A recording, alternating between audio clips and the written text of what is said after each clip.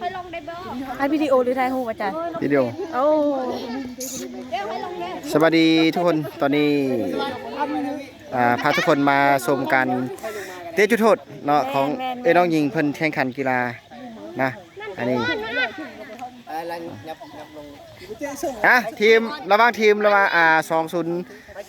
206กับทีม2102เนาะทุกคนเนาะมารอรุ่นนำกันมาเบิ่งการเตะจุดโทษนะ คนเอาอย่าซีเรียสเด้อ เตะจักคน ซีเรียสนะคน เตะ6คนเนาะอันนี้คือสาวๆนักกีฬาเตะบาสมื้อนี้เนาะโอ้เข้าไปแล้วไวเหลือเกินเนาะมาเบิ่งมาชมคนที่2นี่เมื่อกี้เตะเข้าไปเป็น206เนาะบัดนี้103103เนาะบัดนี้เนาะกรรมการให้สัญญาณเหลือบ่เข้า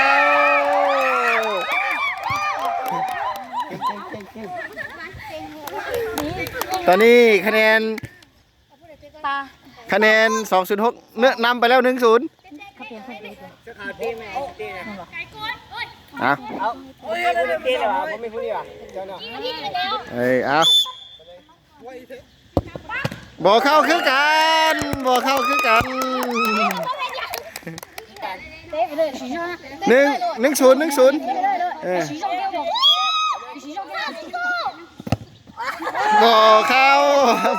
บ่ซื้อโกนเนาะจังไหนเอาข่อยอี ตุ๊กตาบ่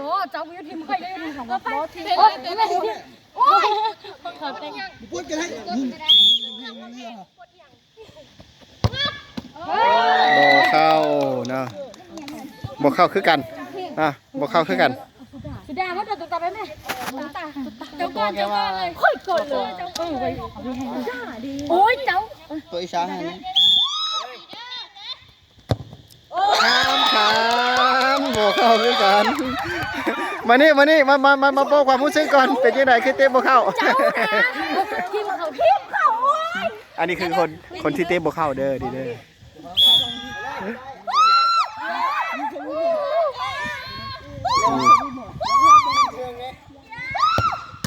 โอ้เซฟได้ก็ตัวเขาจะจับอะไรเย่งนะ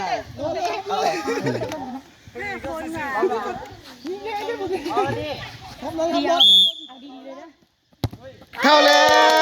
วคะแนนเสมอคะแนนนำไปแล้วเสมอ1-1ตุ๊กตาทีมไหนเข้าเจ้าจะเข้ามาเตะแม่ซิก206มายังไผบ่ทันเตะยังตัวตึงไงนี่นะครับฟังเสียงสัญญาณเพื่อจะให้เหลือบ่เข้าอีกแล้วทีนี้เตะเข้าชนะเลยเนาะ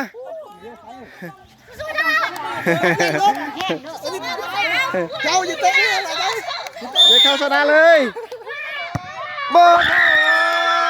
เรียบร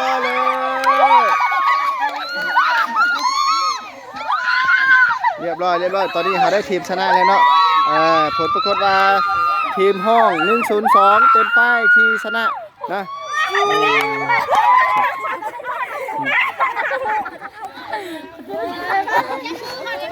ล้มตัวเป็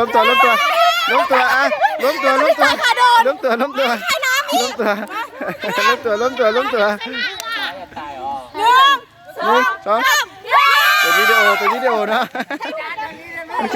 เคมาทางนี้เลยมาดิทีมทางนี้เอามาทางนี้ไว้ล้มตัวกันไหมเป็นยังไงบอกความรู้สึกเลยมื้อนี้มื้อหน้าใหม่เนาะเมื่อยหลายมื้อหน้าใหม่เนาะทุกคนเนาะโอเค